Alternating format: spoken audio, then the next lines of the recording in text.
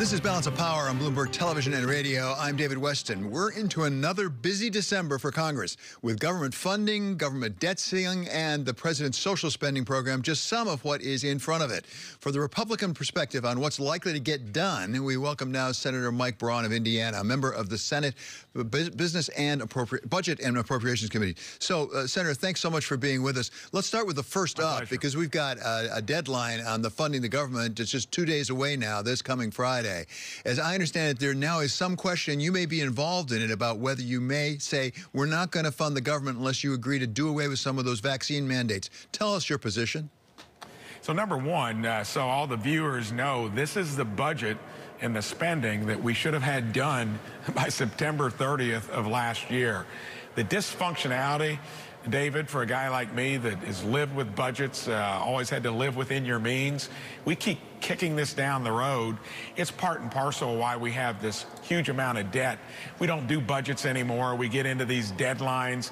Everybody tries to use them to get whatever they're interested in across the board. So nobody's wanting to shut the government down. That's not going to happen, period. It will give people the opportunity to talk about what's important, maybe some of the underlying reasons.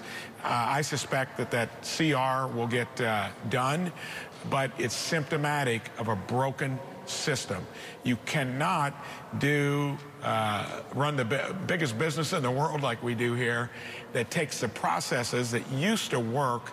We've only done a budget, I think, once in the last 20 years, and that's when we had the no budget, no pay provision tied alongside of it. It's irresponsible. So the other thing on the vaccine mandate, when I hit the street back home, that has been the biggest anxiety for especially Main Street businesses. They've all been really good at keeping their employees and customers safe. They did not need either you get a vaccine or you lose your job. Even 2/3 of Democrats think that's crazy policy. So I'm leading the Congressional Review Act, which is going to put every senator and representative on record. Are you for that kind of nonsense? It took me only 2 weeks to get every Senate Republican on it. That'll be the key tool we use to put it out there in front of the public on that crazy idea of either get jabbed or lose your job. The vaccine's a blessing. Lucky we have it along with other therapeutics now, but not with that kind of heavy hand of overreach.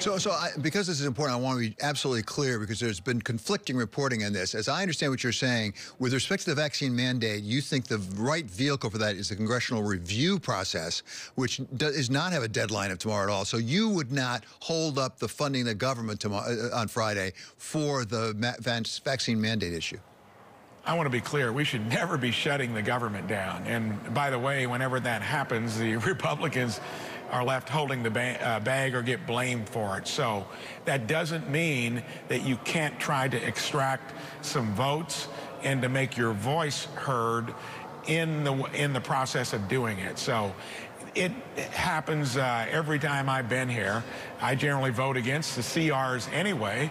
I vote against any of the dysfunction that represents why we don't have budgets anymore and why we're in the pickle that we're in out of principle. It'll get its way through. And like I say, shutting the government down is crazy because we always get blamed for it. And I don't think that's a productive way to do it. So part of the process that you objected to is the debt ceiling, how we're handling the debt, partly because you object to how big the debt is and how big it's grown just in recent times. So give us a sense of where the debt ceiling is right now. We've heard in testimony now up on Capitol Hill this week that it's December 15, maybe a little bit after that, but something like December 15, we run out of money. I think that is real. And you got to remember, with the help of 10 or 11 Republicans, that extension was made, and it was clearly done a couple months ago that you were complaining about not having the time. And I think where most Republicans are standing strong here is both Republicans and Democrats, I want to be clear, are responsible for the mess we were in pre-COVID. During COVID, we passed bipartisan legislation that had almost unanimous support from Democrats and Republicans. It's the Rescue Act. It's the Build Back Better Act, and this additional spending spree that we would have our fingerprints on if we go along with raising the debt ceiling when they can do it with no Republican help through reconciliation. And we gave them the time to do it, David. So hopefully they've got a plan, or else it's on them, not us. So I think a lot of people are concerned about the debt, without a doubt. But now, speaking to you as a businessman, your experience must be, as mine is, when you really try to address something like this, it's not enough to say, let's raise the top line. You got to really cut costs somewhere. And throughout that entire process, including the bipartisan, there was not a lot of cutting costs anywhere. Cutting costs is painful. Everybody has to pony up. It can't come from just one side or the other. Is there any movement right now on Capitol Hill to take a hard look at the cost side of the equation? Zero. We actually met with Penn Wharton and Taxpayers for a Responsible Federal Budget, Maya McGinnis, yesterday, and looking at what probably will happen with the Build Back Better. Of course, it's being scored at $300 to $400 billion in terms of a deficit cumulative over 10 years. That's assuming that none of the stuff is extended, which it always gets extended. It never gets reversed. That's $2.8 trillion. So, David, no. We are spending like drunken sailors. They at least spend a paycheck and don't borrow the money. And in the little under 3 years I've been here, we've gone from 18 trillion in debt to now close to 30, which puts us above post-World War II era, when we were savers and investors, paid it all off, built the interstate highway system. We're consumers and spenders now. That even makes it worse. So Jerome Powell had to backpedal today, saying that inflation is probably not going to be transitory. That cost-push kind of inflation that drove things back in the Jimmy Carter days, it's kind of back again. And along with what bureaucrats have done to kind of kink the supply chain, who knows where that biggest tax of inflation starts to ebb. So a lot of issues out there, and it all gets kind of reconciled with just more and more debt that we put on the shoulders of our kids and grandkids. No other business, no other government, nothing works that way without the day of reconciliation sooner or later. Senator, I wonder, as a Republican, are you concerned at all that if you really hold tough, if I can put it that way, on the debt ceiling, that it may come back and bite Republicans in future times? Because in the past, the debt ceiling has been extended, no specific number given, extended on a bipartisan basis again and again and again. Are you worried that this might be a breakdown of that process, and next time you may be on the receiving end? I think we're at the level where it's gotten so heightened in terms of consequences, and I think maybe Republicans had the epiphany here a couple months ago when we did cut them slack to do it through reconciliation, to give you all that time.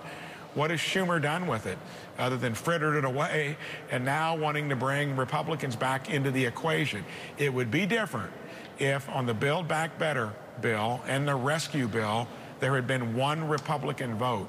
And there is a responsibility, like I said earlier, but I think sooner or later you got to draw the line. When are you going to start cutting expenses? When are you going to quit borrowing all this money? And the debt ceiling will get raised, and the Democrats will do it, because it's a difference now between what it was. Both parties are to blame to where we were through 2020, and we both went in there and I think did some of the things that needed to be done. We spent too much money in borrowing all of it again, even with the CARES Act and other stuff. That day of reckoning is getting closer. And by the way, we completely bust through the Medicare Trust Fund. Healthcare costs are big drivers in our structural federal deficits anyway.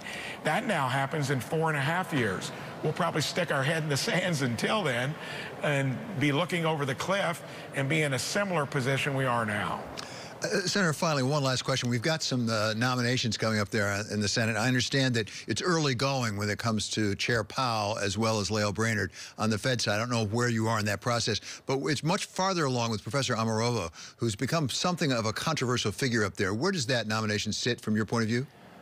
I think that nomination is falling apart, and it's due to at least 4 or 5 Democrats that have declared they're probably not going to be on board. So that's only happened with 1 or 2 other nominees along the same, journey of getting nominees, approved. So this one looks like it's not going to make it, and probably for good reason. I think she's on record with some stuff that would be hard for many to take, obviously, even within our own party.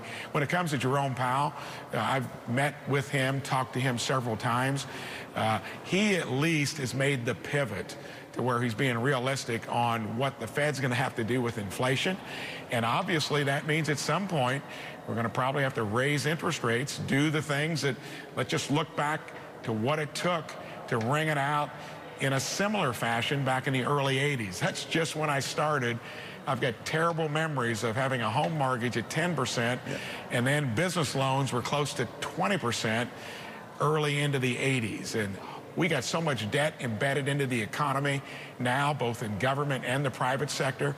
It'd be a fiasco. It's going to be a lot harder thing to get through for Jerome Powell as well. Senator, I can tell you, I got my first mortgage, I think, in 1980. I would have killed for 10%. Mine was significantly above 10%, actually. It's always a pleasure having you with us. Really helpful. Thank you. That's Senator Mike Braun of Indiana.